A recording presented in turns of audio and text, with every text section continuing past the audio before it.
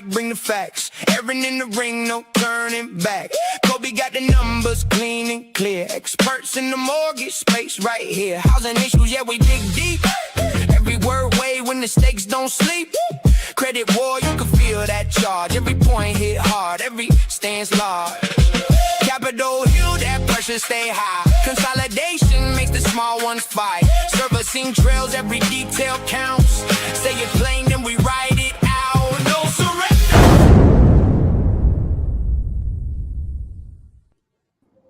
Thursday. My favorite hour of the week of all time begins right now. Number 10. 10 episodes. It's hard to believe. Here we are, though, having a great time. How are you two? Good to see you on this Thursday. Amazing. You are amazing. Great. You know that? I concur. It is number 10, but it feels like we've been doing this together forever, doesn't it? It does. Yes. It certainly does, although this is the first time I think we've seen you with this background, Kobe. You're officially out. There's no there's now a different door back there. Or maybe there's not, or maybe this is the same, but a different, you always come at different angles. Whoa. I like to mix it up. Never mind. You've seen this background before many times. Not many times, a few times. Yeah. You're just, what you say is so interesting, Kobe. It's hard for Greg to pay attention to the surroundings unless there's people there. Yeah. Especially when I'm low on my meds. But look, none of us have it tougher than this guy. Did you guys see this? These are the heart-stopping moments. A grandfather was attacked by a bison at Yellowstone National Park. The dramatic video posted online by a professional photographer shows a bison, which can weigh more than 1,500 pounds, charging after the 65-year-old, flipping him into the air. You see the man and his grandchild stop to take photos of the bison. Seconds later, the massive mammal then charges, chasing the family around trees before the man is thrown multiple feet into the air, seriously injuring him. Bison! Look out, bison! That's a nice toss. Respectable. No matter how bad your day, fast. he ran really fast. Man, bisons are powerful. I never knew. Who knew? Yeah. We have a lot to get into today. We're going to talk about Lending Tree with some very weird study. Starter homes. We'll get into condo lending. The time is coming up here. We are just days away from major changes. We'll say a goodbye to Lindsey Graham, talk about how he may or may have not impacted housing. Trump accounts. I found another area of this administration that my very good friend, approaching best friend status, Kobe Hackalier, likes. You're welcome, Kobe. More signs of the conventional credit box tightening, although I'm not sure I agree. Another TCPA lawsuit hits the industry. And will the supply crisis get solved by Americans having less babies? There's less of that thing going on out there. Fewer in babies. the United States. Fewer, thank you. I was a little grammatically correct there. Fewer What did I babies. say? Less. Fewer. Yeah. Well, did I get that from you, Kobe, or is that just my English? That's probably. All right, let's get into the first thing, Lending Tree. Aaron, they say 1 in 10 homes in the U.S. are vacant, but when you dig behind the headlines, a little bit misleading. Yeah. I mean, this kind of reminds me a little bit of the story we talked about with the Bitcoin mortgages, where there's a big headline, a big splash, right? 14.5 million vacant homes. It's a big splash. But when you read into it, the vast majority of these homes are second homes, right, are being used for other purposes. But that's all kind of buried down below after they talk about why vacancy rates are high, places where vacancy rates are the highest. Kobe, I think you pulled that out. Where are vacancy rates the highest? In Maine, 20.6%. Maine coming in top, with Vermont a close second. I love Maine. Well, I just got back from Maine. The air is so clean there. The lobster rolls are plentiful for those that like Maine lobsters. There's only one person I know that doesn't. Yeah. But the question is, what's wrong with Maine? What's going on there? Well, if you look into the numbers, the reason it's 20% of vacant homes is because they're all seasonal homes that are only occupied part of the year. So the headline where it looks like we have all these vacant homes that are available for use that aren't being used is is complete bull. But it's LendingTree, and what does LendingTree do? They are a lead gen company, and right here off of their page, right next to this tantalizing headline is right there. You can view mortgage loan officers from up to 5 lenders in minutes. So they get you in with the hook, and then here you go. You can go dump your information in there on a lead funnel, right? And it's a big application, a big headline. It got picked up by Scotsman. And so I think this just goes back to the conversation we've had before of where we really need to like speak truth, and we need to talk about what is real and get away from these big, bold, crazy headlines that actually don't mean anything because they're just trying to get clicks. And you can't just look at what a headline is telling you. You've got to take the time to dig deeper and actually see what's going on behind the story, because this is a big nothing burger. Like what is in the story means absolutely nothing. It was unhelpful. I think there are some elements of the story that are interesting, although to Erin's point, they don't jibe with the headline. The headline is there to draw people into essentially a false narrative.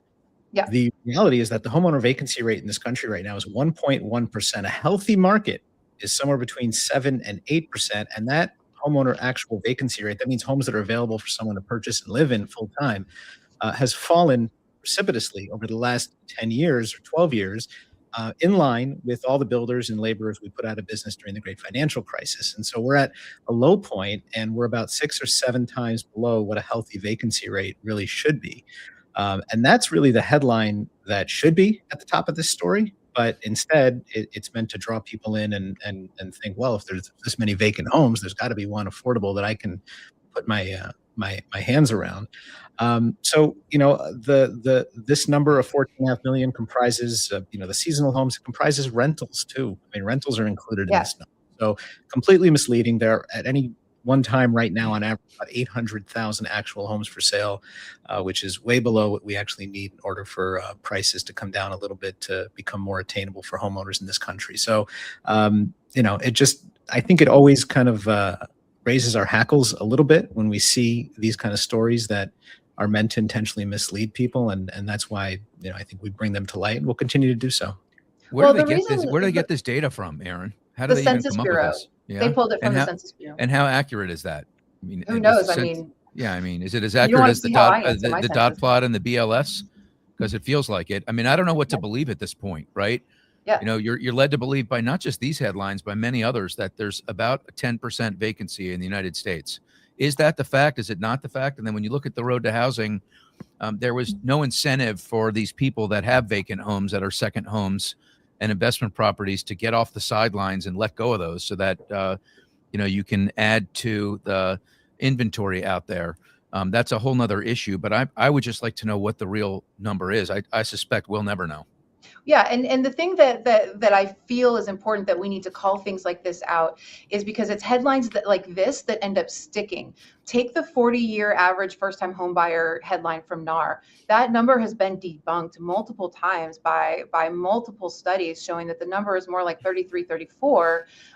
Well, that's not a great number either, and it's higher than historical. That 40-year, I was just in several meetings in the last couple of days where that number was brought up, and that number has been debunked, but it's a big salacious headline, and so it keeps getting talked about. And so that's why we've got to continue to talk as much as we can when we have these headlines that totally are not accurate. Yeah, absolutely. Kobe, let's move on now to starter homes. Are first-time buyers entitled, or do we have a cost to build problem? What's the answer? Yeah, it's interesting. So there's been a lot of talk about this story this week, and I did a post around it talking about expectations versus reality. There's a narrative out there amongst the media that Gen Z and the millennials are lazy, they're entitled, they think that everything should come to them, they don't want to work hard, and I suspect it's a lot of what older generations in past decades have said about younger generations. The reality is that it costs way more to buy a starter home today than it did in 1975, to the tune of 30 to 40x when you consider the soft costs of construction versus now versus then when it comes to inflation. The NAHB put out some numbers. California came in at $131,000 before a shovel hits the ground. Now, a lot of people push back and say, well, the NAHB is only sampling a few hundred of their builders, and those builders have an incentive to fight back and say it's too expensive to build starter homes. and the reality is that it's a combination of all of the above. It's the cost to build, and it's also the permitting and zoning that goes on in areas. And the AEI survey is interesting because they surveyed over 5,000 Americans, and 74% supported homes built near jobs and amenities, meaning they built them near transit areas like bus depots and train stations. They supported that. Then the number shrinks a little bit when they say, well, what if we built smaller homes in what are now unusable lots in your neighborhood? That number now goes down another 10% to 64%. Notice how as soon as it starts to come closer to home, that number shrinks. Now, it comes down even further when they say, would you support small scale infill in existing single family neighborhoods? Now the number comes down to 58%. So still more than half support it. And so there seems to be a mandate for building more starter homes in this country and more affordable housing. But there's also the caveat of many people answered, no, I don't support it because I just think builders would build too expensive homes to solve any first-time buyer issues, and that I also don't want my neighborhood to change. So there is still the NIMBY part. Now, the problem I have with this survey is it's one thing to ask people, would you support building more starter homes in your neighborhood or adjacent to your neighborhood or using lots that for multifamily that are unusable for single family right now? It's one thing for them to say yes on a survey because there's no real cost to that. It's just you're saying you support younger people moving in. Great. But what happens when you're actually on the city council level, on the county level, on the state level? The reality is that people then vote differently when it comes to what they actually want to see in their neighborhood. So it's nice to have a survey like this. It does show that theoretically there's support, but great. The reality is that's the problem with NIMBY, is that everybody does support it in a survey, but when it comes to where the actual homes are, they don't want them next door to them. They want them in the county over or the city over. And then you add to that. Yeah, I don't think everybody supports NIMBY. What's that? Everyone supports YIMBY. Everyone supports YIMBY or NIMBY. I think it's very much divided. Well, I mean, the NIMBY is really what this survey is. This survey is people saying, yes, I support this, but I don't want this in my backyard. Yeah, I mean, and that's what drives up the cost. Yeah, your point is it's one thing to click a button, but if it doesn't mean anything to you, what's the point, right? If if there's not actually action behind it. Correct.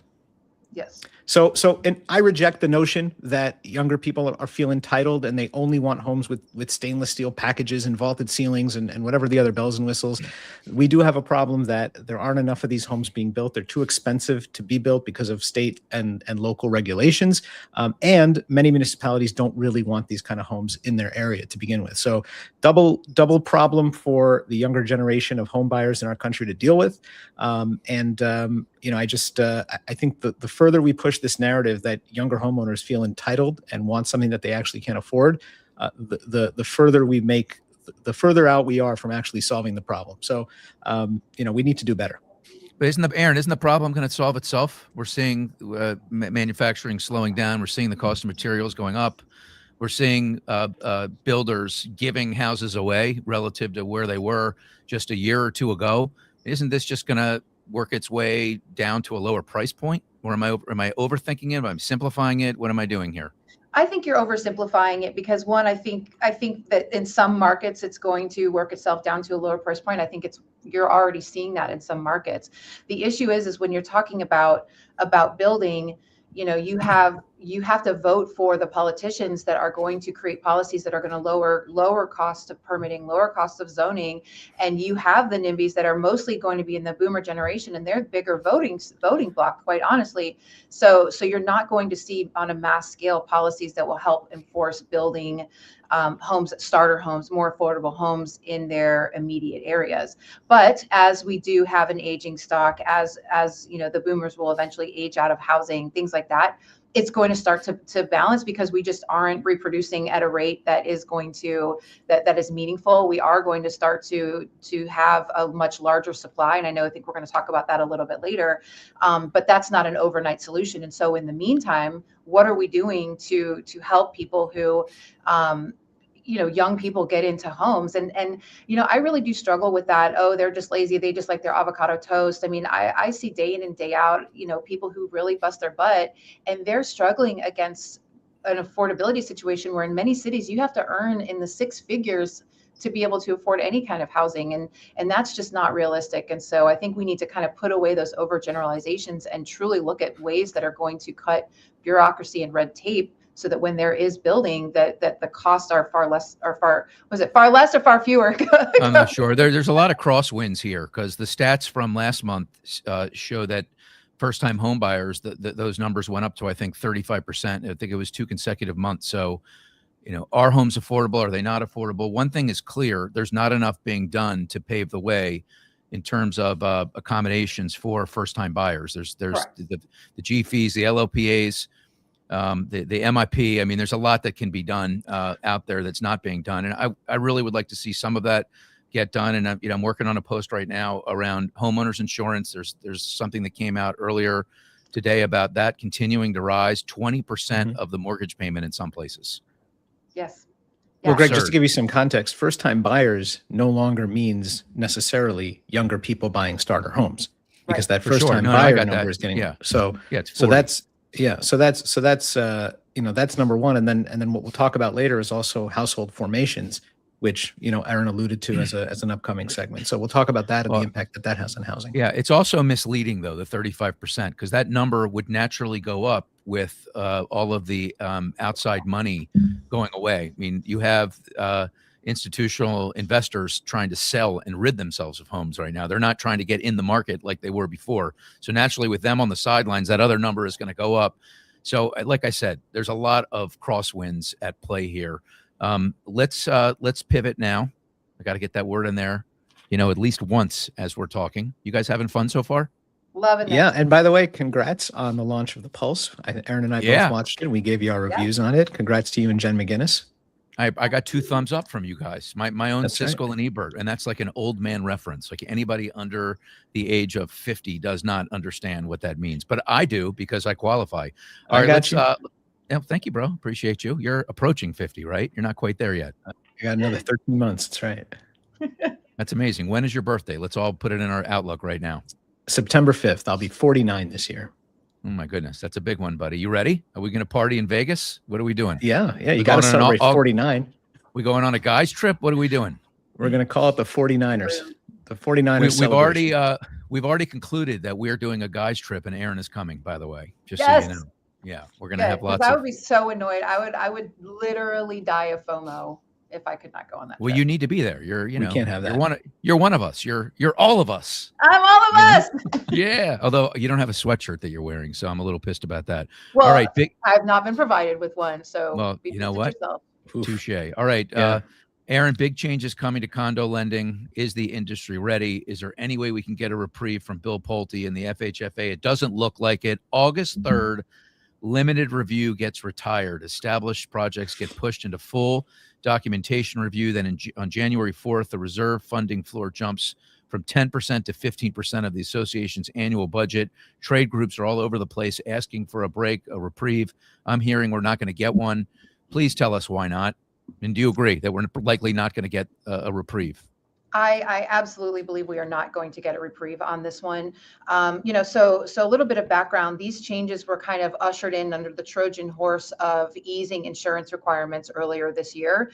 So we allowed for actual cash value on insurance for roofs. And that was a huge change. That was a welcome change, both on single family and on condos. We were all very excited about that change. It aligned the requirements with the industry, with the insurance industry. But along with these, they also implemented the changes to condos that had not only some changes to deductibles and things like that, HO6 policies, but the 2 big ones are, one, getting rid of limited reviews. And when you get rid of limited review, that really means that you're now having to do a full review of the budget of the condo association, and then bumping up the floor from 10 to 15%, like you said, on the reserves in January.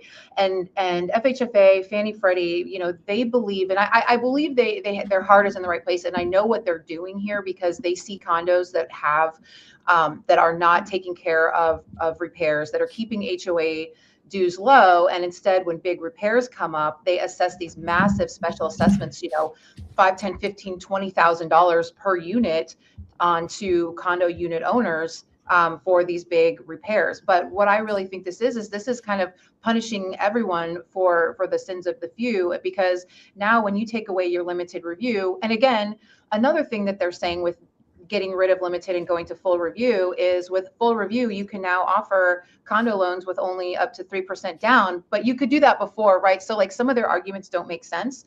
But I understand that they're just trying to make sure that condo developments that they're ensuring have financial stability. But the limited review is going to create a ton more friction and a ton more costs. As a lender, it takes a lot more time, energy, effort, and expertise to be able to do a full review versus a limited review. So as a lender, this is putting considerable burden and strain on me. And also when you're looking at increasing the budget, that is now increasing HOA dues for all unit owners by minimum. FHFA's number was $40 per unit per month.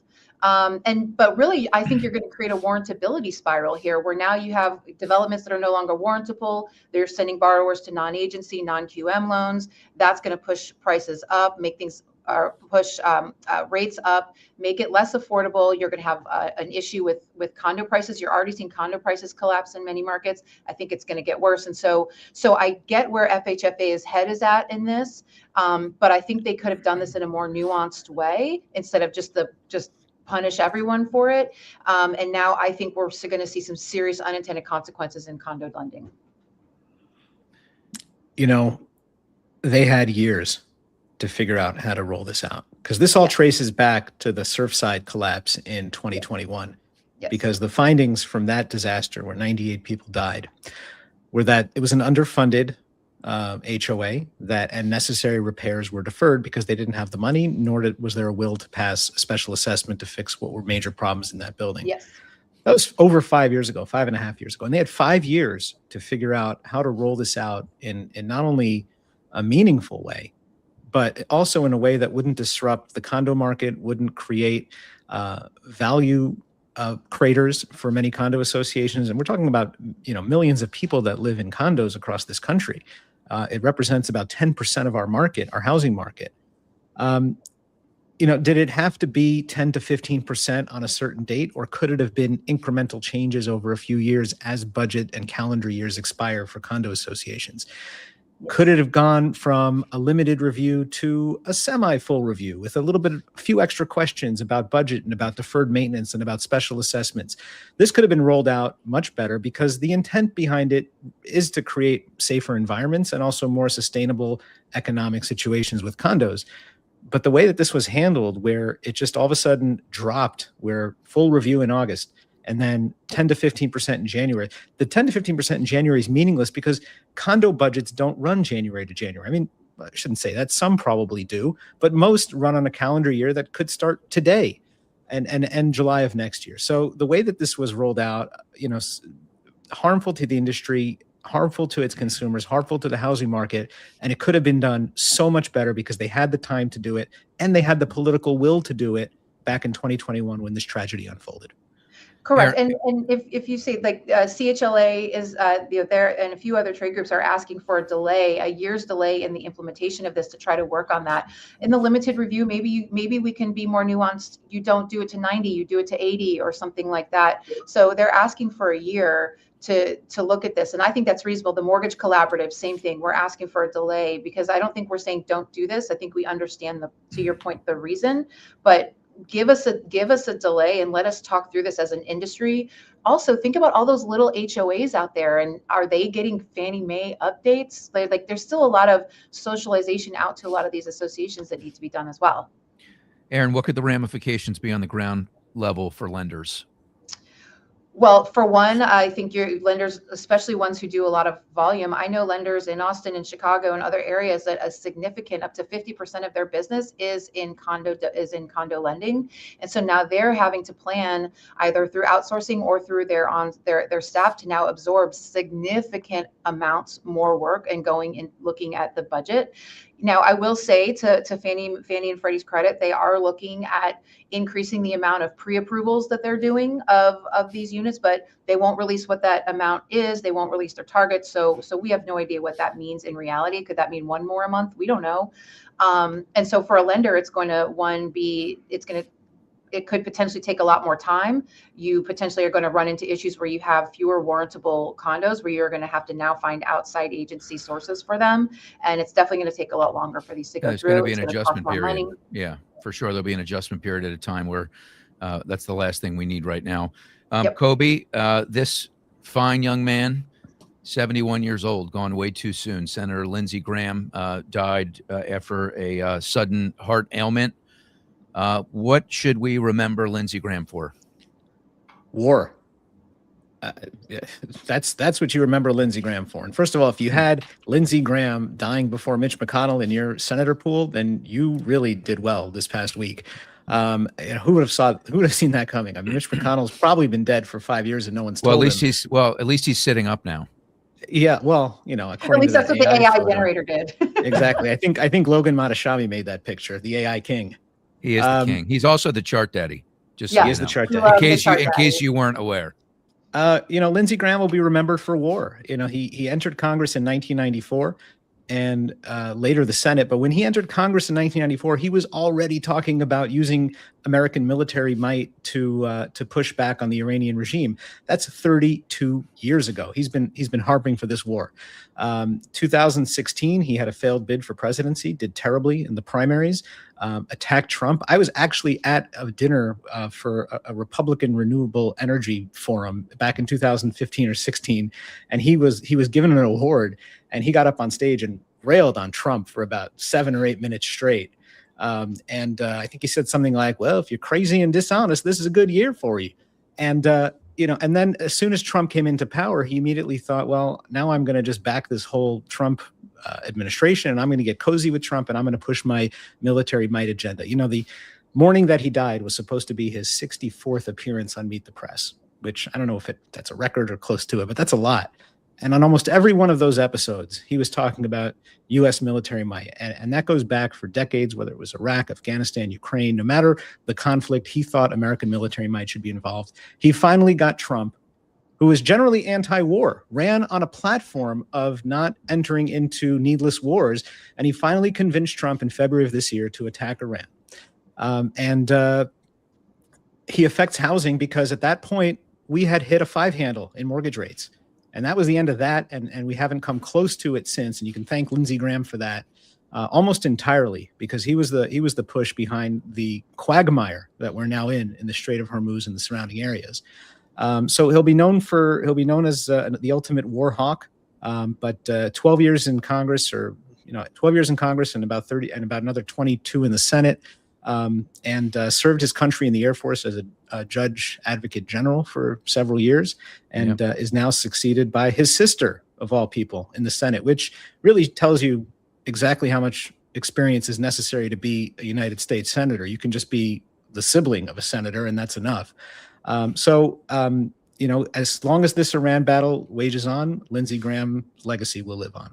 Yeah, so his fingerprints are on the war for sure, and that has not been and on the housing positive. market. That has been bad for the housing market. I don't think that we can hold him responsible for it. Obviously, he was an influence for sure, but he's a senator. He's not a president, and I think Netanyahu had a lot to do with what we're in the middle of right now, with a narrative that should not have been believed. And here we are now.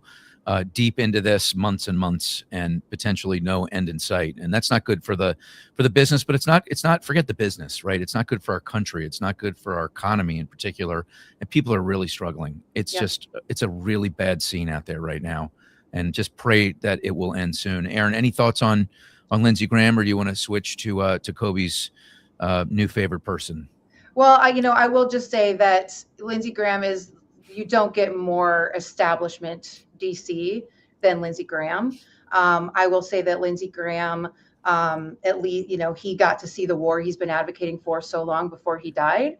And I will say that he was an excellent advocate for the country he loved the most. And we can move on. Whoa. Yikes. I like that. That was you mic dropped on us. That was like a hug. Yeah. Shabbat shalom. with a stab in the back. Yeah, Baruch Atah Adonai. I just hope somebody is watching his ladybug farm. Oh my goodness, you had to go there. That's a story. That's inside base. That's a story for another day. Kobe, you are being converted in front of our very eyes, I believe. Every week I feel like I'm re-racking the past and queuing you up for the present. But we know that you've started to warm up ever so slightly to Kevin Warsh, to be determined. But you certainly think a little bit more of him than you did day one, right? Fair to say. Absolutely. Paulty, you gave Paulty, you gave him a nod.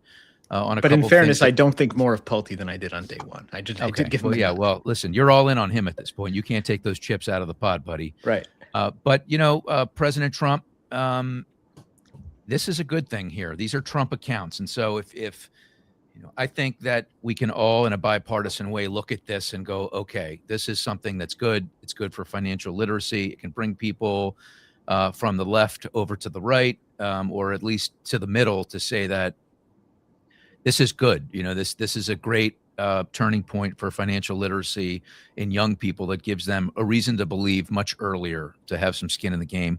Break this down for us, Kobe. What is this, and why do you support it? Yeah, well, first of all, I'm going to applaud President Trump for getting this into the big, beautiful bill.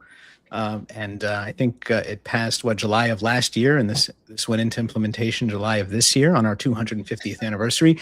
And the reason I want to give him as much kudos as I do is because this was originally a Democrat idea. This idea evolved from the left. There it is. Cory Booker. Yeah. Oh, yeah. Yep. We There know it this. is. There's the zinger. He's been waiting for that one. Dude, that was sneaky. I like it. The sneak attack. Cory Booker had this idea in 2014 and pressed it in his 2020 failed presidential run. Of course, and I will give President Trump credit for this, Cory Booker's idea was to have this fully funded by the Treasury and managed by the Treasury, fully government controlled.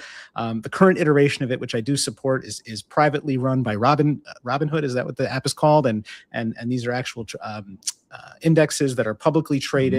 Michael Dell, I think, has put a ton of money into this. Yeah. The private sector is $6.25 billion. Yeah, I mean, that's amazing, man. That's amazing. Yeah. So every U.S. citizen kid under 18 with a Social Security number qualifies. Babies born 2025 to 28 get a $1,000 federal seed. Already right. 6 million plus people have signed up out of 73 million eligible. So, I mean, we're almost at 10%. Yeah, it's amazing. And the Michael Dell contribution, that $6.25 million, that just shows that this is an investment in actual American infrastructure, that we want our children to have a better future. We want them buying homes. $10,000 of this can be contributed tax-free into the down payment. Now, we know that that's not going to be a meaningful down payment, especially in 10 or 15 years from now. But if that account grows, that's meaningful income that you'll get taxed ordinarily on. And potentially used to buy a home. And this is just a fantastic idea, a long time coming. A lot of other countries do this. A lot of socialist countries do this. And it's high time that we started investing in our children in a meaningful way. So, yes, it was Cory Booker's idea, but it was Trump that made it happen. So I do give him credit for it. We'll have to, Aaron, we're going to have to fact check this on the next edition of No Surrender. Okay. Yeah. Fact check. Yeah. What do you think, Aaron? You gonna grab one of these when you have a baby one of these days? Honey, it's a desert down there. There will be no child. Okay. All right. I understand. Well, listen. We'll talk about what Aaron's doing to our population later on in the show. Yes, we will. It's your fault. Listen, nobody wants any more of me running around. I'm just saying, I'm enough. Yeah, we talked to Jan. We know this. We talked to your mother 2 episodes ago. Yes, clearly. As she told us, you were the one the day before the house was to be sold, before you handed keys over to somebody else. You were throwing a party that was supposed to be 3 people that turned out to be 50 or more. Okay. No, that was actually like a 10-year difference. She failed to clean the roof or clean the ceiling for 10 years. So let's give Jan a fact check here. I think we need to bring Jan back on because we got to clear some stuff up. In fact, let's bring her back on right now. Jan, I'm just kidding. Aaron, it doesn't stop at a $1,000 seed. I mean, up to $5,000 per year from families, up to $2,500 per year, tax-free from employers. So it's hard to really take a shot at this. Correct. I mean, it is progress. It's a nice thing, regardless of who's behind it or who started it. Yep. The fact that it got done is good. Well, and I think that's why it's a superior idea, is because it's being managed on the private side versus Cory Booker's original alleged idea. But I do agree. I have zero criticism here. I like it. Can we talk about a different box now? The credit box. Yes. Let's Is that do it. okay? All right. Yes. So is this box tightening? This box is getting tighter. Yes. Yeah, that's amazing that you say that, because I've done some research here, believe it or not. And first I give you the floor. You are the owner of this subject, because I see things like 620 credit scores being lifted and loan limits getting raised and other accommodations. So why are we to believe that the credit box is tightening? Right. So we talked about this a little bit last week, right? So AUS, this is now, I believe, the second time this year where they have tightened the DU assessment, and they are reducing the number of loans that are going to receive an approve eligible. I think the condo discussion that we just had is another example. There is definitely going to be significantly fewer condo loans done under Fannie Freddie rules once these get passed. But to me, the proof is in the pudding. And so I think what you're seeing here is Optimal Blue just released their rate lock data for the third month in a row. Conventional loans were less than half of all locks. And if you can see over the last 12 months, they continue to lose market share. And so fewer people are going to conventional loans. The thing that's super interesting to me here is looking at the non-conforming share. So look at that second line is the change from even just month to month, and then year over year, the change in market share that non-conforming loans, so non-agency loans, has taken. More and more loans are going here. And I think this is something that the markets, they've been saying they've wanted since the great financial crisis, when everything immediately overnight went either all Fannie, Freddie, FHA. We kind of talked earlier this week on our prep call about the FHA market share went overnight from like 8 to 10% up significantly as soon as the great financial crisis went through, right? So the agency, the government-backed loan market took on a significant share of lending. And so now are we starting to see, how many years past the great financial crisis where private label money, non-agency money, is coming back into the market? And I think some of the changes that we're seeing on the Fannie Freddie side, tightening the AUS approvals, things like that, it's starting to make its way through. So I'll stop there. I have some updates on FHA delinquencies we can talk about, but I think I can see you're getting antsy in your pantsy over there. I just, yeah, that's another story. Did you watch Curb Your Enthusiasm? It's called, Aaron, it's called Hemorrhoids. Okay. Listen, you're young, but thank you for making fun of me. I really appreciate it. My pleasure. It's what we do. Kobe, isn't this a good thing that we've got money coming? Yeah, no, not hemorrhoids. No. Have you, by the way, have you ever had one, Kobe? I don't think so. Really? You would know. Is that a gift I can expect to receive when I'm 50? I don't believe it's transferable, but you've never had itchy burning down there? No, I'm very lucky for that. But now it's a thing I'm going to start worrying about. Yep. So thank you. You must use wipes. We're very economically conscious in my house. It's all sandpaper, toilet paper. Yeah. So, well, all right, Kobe, listen, money coming into the market, flowing in from other than agency is a good thing, right? We've been wanting private money back into the market. You see this any other way? Are you concerned? Is this a red flag moment? It's a paradigm shift moment. And, Aaron talked about conventional lending falling below the 50% line. That's the first time that's ever happened in history. The GSEs have dominated lending for decades, and that's never changed. And now they are suddenly not in that position for the first time ever.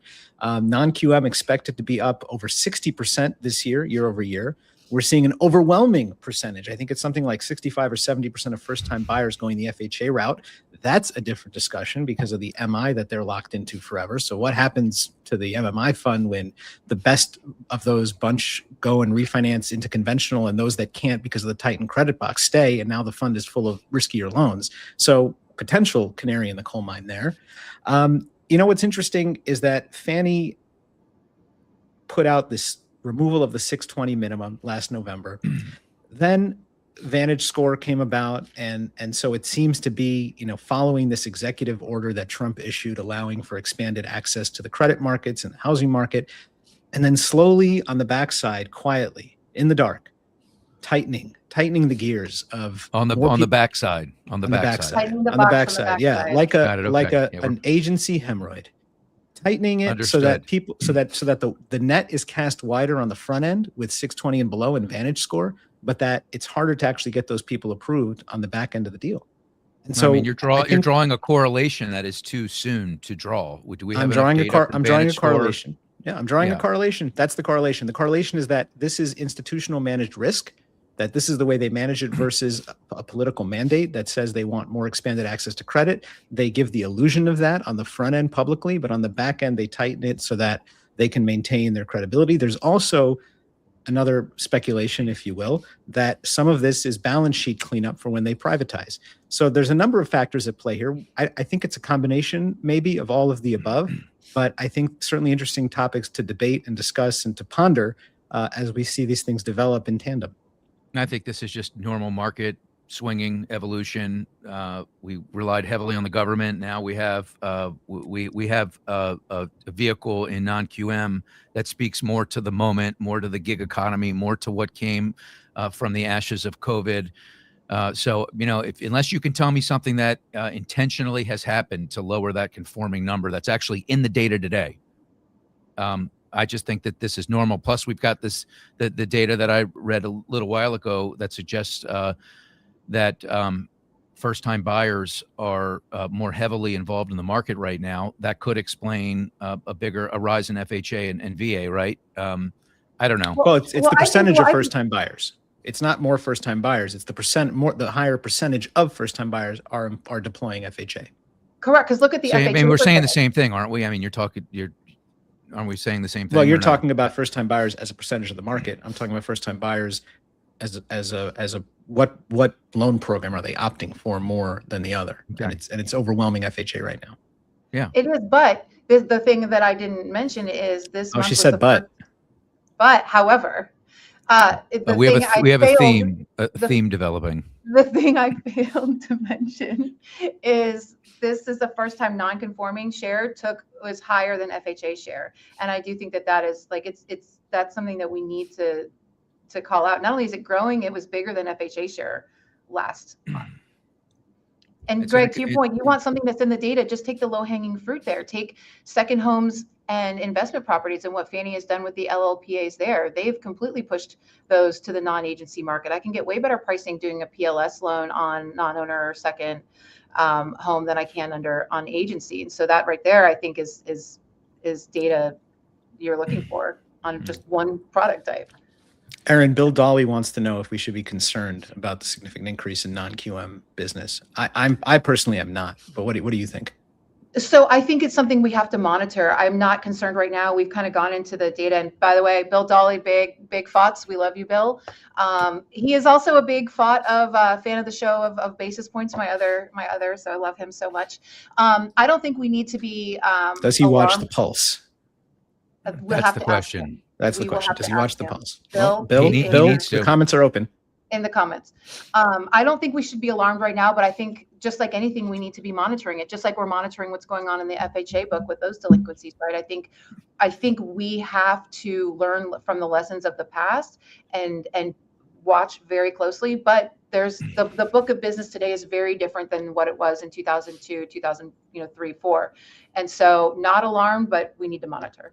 Yeah, we definitely need to be very aware of what's going on, Bill, especially if the DSCR population decreases. That's a really good thing because it hinges on rental income, which is flat, at best right now in most places, and probably trending down if we have some kind of a recession. So it's going to be hard for people to make their payments at that point. But as I went over, I think last week at NFM, my company, we're starting to see an increase in loans that are backed by valid bank statements and assets and things like that. It's up, I think, to 15% now and growing. That's sticky, right? That's really tangible. And so if we can continue to do that, then there's no reason this market can't continue. Well, right now, bank statement grow. loans are performing worse than DSCR loans. Interesting. Yeah, Greg. Yeah, but but there's so fewer of them being done. So I'd There's not less of them being done. No, I'm going fewer. I need to know what those numbers are. You see, people throw these stats out. I mean, it's like not people. Well, I didn't that say could read you, the, you, listen to you our look so past you look so episodes. offended. You look so offended. But how You many bank people. statement loans? How many bank statement loans have there been I don't have relative the to? numbers on that, but I believe I went I through would the like. I difference in would like. delinquency like 2 Yeah. shows ago. I would like you to bring that to the next no surrender. Okay, if we make Making it, note in my little red marker. all right. Although I might be standing next no surrender because I'm obviously doing a lot of squirming and what's interesting I'll is send you a little donut pillow. what's interesting is my wife, as many people know, is a gastroenterologist, so she deals with these kinds of issues, and she's no help. She will not help me, no matter Yeah, what. not It all of doesn't. us. Yeah, she's like, I'm not your doctor. I'm your wife. Leave me alone. It's very interesting. That could be for another reason, though. She could just be tired of me. TCPA lawsuit hits the industry. Is this a noise or a signal? I'll tell you what, this right here, Aaron, is concerning for another reason to me. But let's get into this, to the TCPA and what we need to look at as far as this new formation. Yeah. So somebody who clued me in on this like 2 years ago was our boy KP. We all love KP. Love KP. What's up, KP? Love KP. KP's in Italy right now. He's a legend. He is a legend and clearly taking better vacations than me, as he deserds. So He's with 4 kids, so not really. Yeah, you wouldn't want to be on that vacation. Oh yeah. No, I'm out on that. Thanks. He kind of raised the alarm on TCPA a couple of years ago, but the reason I thought that it was interesting to talk about on the show that we saw yet another TPCA lawsuit drop yesterday, class action lawsuit, was not who the parties were, but that we have now had 24 TCPA class action lawsuits since January this year. And what we're seeing is since the defanging of the CFPB, we're seeing a significant increase in these class action lawsuits, and not even in TCPA. Look at the Optimal Blue class action lawsuit, right? We're seeing it. We're seeing all kinds of class actions hitting our industry. I think there was one over compensation, LO compensation. And so we've seen these CFPB enforcement attorneys leave the CFPB and go into private practice for plaintiffs' attorneys. And what you see here on your screen is just the most recent one. So these 3 former CFPB enforcement heads, I believe they joined another law firm earlier this year, but just announced this week that they created their own law firm, and it's litigation firm focused on high impact cases in the public market. And so I think this is something that lenders and owners and CEOs need to have on their radar, that our industry right now is being absolutely peppered with these class action lawsuits, and it is not going to end. All these CFPB attorneys, enforcement attorneys, seeing where CFPB is not enforcing the way that they were, they've got us in their radar, and we need to make sure that we're prepared for it. Not only in their radar, but this is a business strategy. And I have a quote here from Peter Schneider. He's an attorney. He filed one of the 2026 cases, and he explained why the private litigation has become the primary enforcement mechanism. Now, listen to this quote. Said, maybe they're only sued one time for 50,000 calls, and maybe they make more money off those 50,000 illegal calls than they have to pay out in a lawsuit. So what he's saying is that this is standard business procedure for these banks, that they're happy to settle because they're making more money on the illegal activity than they are on the payout anyway. So why not sue them and move on to the next thing? I mean, that's a business strategy right there. And so 24, I think we're at the tip of the iceberg of how many we're going to see, especially as more and more lenders start to deploy AI voice and the rules around them develop. Somebody's going to get caught up. And Aaron, I don't know if you mentioned the 1-to-1 consent rule that went into effect January of 2025. Yeah. I know we talked about that at some point, where you can no longer rely on somebody filling out one form that then gives consent to many. It must be 1-to-1, and a lot of lenders seem to be getting tripped up there. So this has far-reaching implications in terms of the number of ways you can get tripped up now versus 2-3 years ago. Now we have the trigger leads rule in effect that has some implications as well. And you've got all these attorneys now who have figured out that, just pay me and move on to the next thing because it's worth your time anyway. And if lenders figure out that math too, then we'll continue to see more of these. And, in an era of shrinking margins and companies struggling to stay afloat, this one's a curious one to me, that lenders are still taking these kind of chances. Yeah. Well, I can tell you, I've I have had dealings with the TCPA before because we used to do press ones and things like that back when we were more direct to consumer. When I had my company, and there are people that sit around lying in wake for these calls to be made, and they don't stop. They don't they have the opportunity to opt out even, and they won't opt out. They'll just screenshot and they'll go after you. So there are these scumbags out there that actually they do this for a living. They go and they hope their phone rings.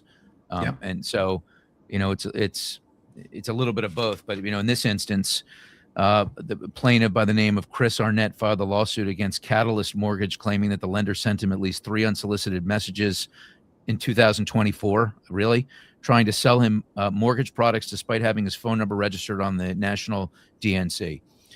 So we're talking about years ago, and he's asking for monetary damages, which could be treble damages, $1,500 per violation.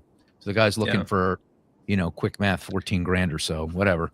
And they bought that number. They bought his information from a trigger lead list, by the way. Is that facts? Yeah. You guys ever heard of this? The Fed's new brain trust? You thought I skipped this, didn't you? And you know what? You're right, I did. But I'm bringing it back home. We're going to talk about the new task force, which is being led by my main man, Kevin Warsh, who is going to be a dove. Okay, he's not going to be a hawk. Because I lost the piece of paper, I can't tell who's going first, so I'm just going to be quiet and let one of you speak up. I'll take it. I love it. Yeah. I love it. This is the one that I've been super, super excited about all week, honestly. So why I think this is important for us as an industry is because this is the first time the Fed has gone outside of the institution to review its policies, its practices, its procedures. And so to me, who he picked to lead these task forces, we should really be looking at that, looking at their prior history to try to get a signal for where we think they're going to go with this. And so number one, to level set, each task force has 3 co-leaders from outside of the Fed. But they will be supported by internal Fed employees just from a research standpoint, a data standpoint. And at the end of the day, though, it's ultimately up to the FOMC to make any changes. So these guys are going to come, they're going to make recommendations, but they're not necessarily going to be implementing them. The FOMC still has to implement these changes, agree to them, and implement. So there's still a long way to go from there to here. But there's 3 task forces that I feel like we should really be focusing on personally. One is data. So the data task force has Raj Chetty, Doug McMillan, Kevin Murphy. So Raj and Kevin are 2 economists who have worked on building big data models in very, very short order from different public sets. So I believe Raj Chetty did put together some amazing COVID era, pretty real-time data sets. And then Doug McMillan was the former Walmart CEO. So he's used to looking at data, making decisions based on what consumer sentiment is, consumer behavior, consumer activities. So I think that these 3 are going to be a phenomenal task force that are used to looking at various forms of data and how to produce conclusions from that data or results from that data in very short order. The second one that I find very interesting is balance sheet policy, because I think that this is really going to impact our markets, right? How the Fed handles their balance sheet impacts us significantly. And if you look at the people that are on this task force that are leading it, you have people that have been at various degrees openly critical of QE. And so I think you are going to see, you're going to see potential issues with or suggestions for runoff. And I think that you are not going to see suggestions that are favorable to adding liquidity to the market, to the Fed supporting liquidity to the market, maybe kind of coming back to pre-QE policies, right? So I think that's something the market's going to signal. And the third one is the productivity and jobs. You have 3 AI people on this. You have Mark Andreessen, you have Charles Jones, and you have Asha Sharma. So you have Netscape and a big VC into AI companies. You have somebody who's with Anthropic, and you have the Microsoft EVP, Xbox CEO, who, by the way, just laid off a bunch of people because of AI. And so I think this is one that the Fed is really looking at. Where are we getting productivity gains, and how is AI and data centers, how is that driving our economy? And so to me, this is the one I'm a little not concerned, but I'm questioning, because you have three guys that are really big AI guys, and so what is this? What are their conclusions going to come out of? And is there anybody that's going to be there to be that counterpoint, to be that kind of skeptic to what their viewpoint of AI is? Kobe? Yeah, the inflation frameworks group, that's also interesting to me. Just reviewing whether the 2% average targeting approach is correct, and what that potentially means for interest rates. To Aaron's point, it's an outside group of people. This looks like the starting lineup of Argentina versus England yesterday. But, I think it's a good thing to have these folks, even though a lot of them are, ivory tower intellectuals that, perhaps are, necessary to this process, but I don't necessarily trust what the outcomes are going to be. But to Warsh's credit, he's trying to move the needle on what the Fed is doing. And I wrote a post this morning about Kevin Warsh and how I'm warming to him, and it was essentially around three things. One, I've come to embrace the no forward guidance position that he's taken, and the reason for that is this task force. If we start to have more meaningful and clear data in the market because the reporting is better, we don't need as much forward guidance from the Fed, and the Fed can act even more independently and let the data speak for itself. So I think that's a good thing. And then the third is what he said at his press conference when he was testifying in front of the Senate this week. I thought he did a great job there. I thought he was genuine. And I also thought he gave us a dose of reality that was not really meant, just like, Pulte, everything Pulte said is meant to impress his boss.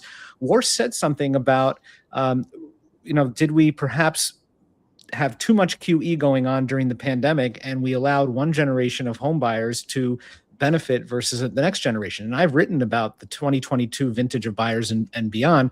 Warsh's statement was, too many extreme measures creates imbalance in the market. And so, I know you said, could we see him as a dove? That's not exactly the most dovish statement, but what it seems to me more is a moderate statement and a dose of reality, and somebody who's critically thinking, and that gives him credibility because he's not simply saying something that he thinks his boss wants to hear. So to me, for those three reasons, I'm warming to the guy. And I think he's taken on his job with a level of intentionality and seriousness. And I'm hoping to see more of that from him. But it's not game time. Keeping an open mind. It's not game time. It's not game time. These are just reps. So I think we're ultimately right now just waiting to see when the moment comes when he makes a hawk-like move and the president is in there. Whatever discussions they had in the Oval Office that end up not coming to light, how will the president behave when that happens? And how will that impact? And how will he behave? Yeah, and how will he behave? Exactly.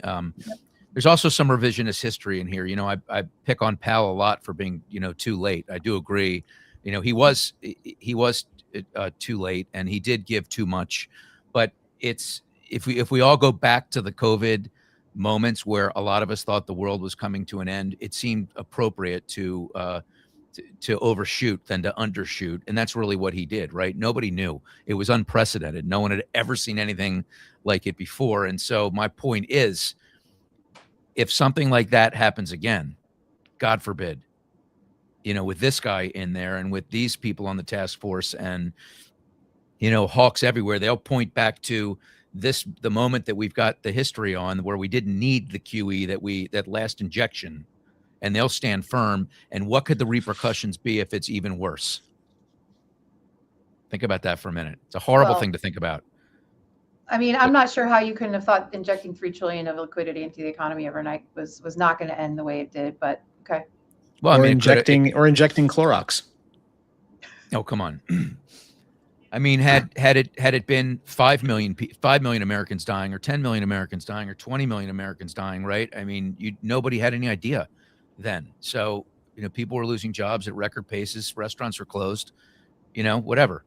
But we've just gone from one emergency to another, to the fact we're just constantly in a state of emergency and we never pull back from it, and it's just more and more and more and more. So maybe cooler heads, better data, all of that will help us operate better. Yeah, but COVID, you didn't have any data. That's my point. You pretty quickly had some data as to how the virus was performing. Yeah, it wasn't performing well in those windows where those decisions were being made. I'm just saying, I pick on Powell a lot, but if I was in his shoes, I have to be honest, I might have done the same thing. And so the concern is, if something like that happens again with this guy and this team behind him, will he go back and say, well, this is, you had a handout then and we gave it to you, and look how it completely screwed the economy for we're still uncovering ourselves. We're still buried in all those mistakes. That's all. Yeah. I think Well, it's an now interesting thing to think about. It feels like you're putting your hat in the ring for next time the chair comes up. Do we want a chairman chair?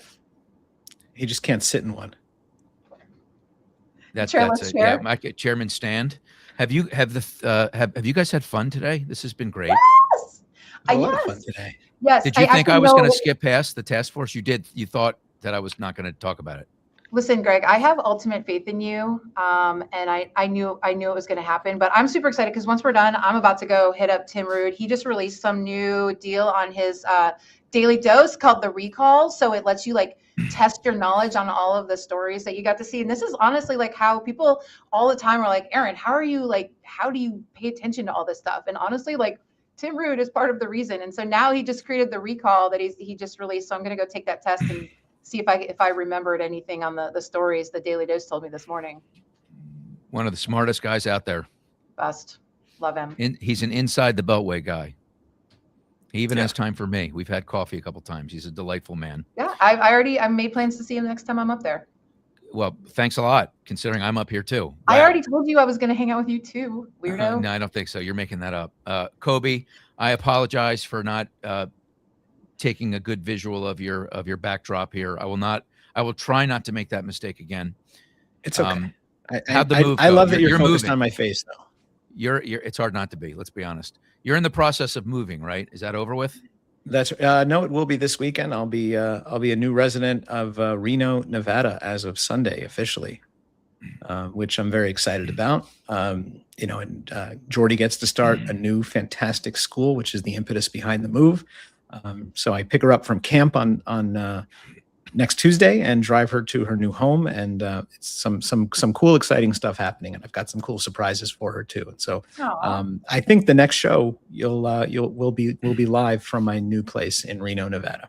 Well, I'm gonna just say that it's the same old spot at that point, right? Yeah, you'll have no idea. Yeah, I can't get it right. And Aaron, you've been in North Carolina now for 2 months.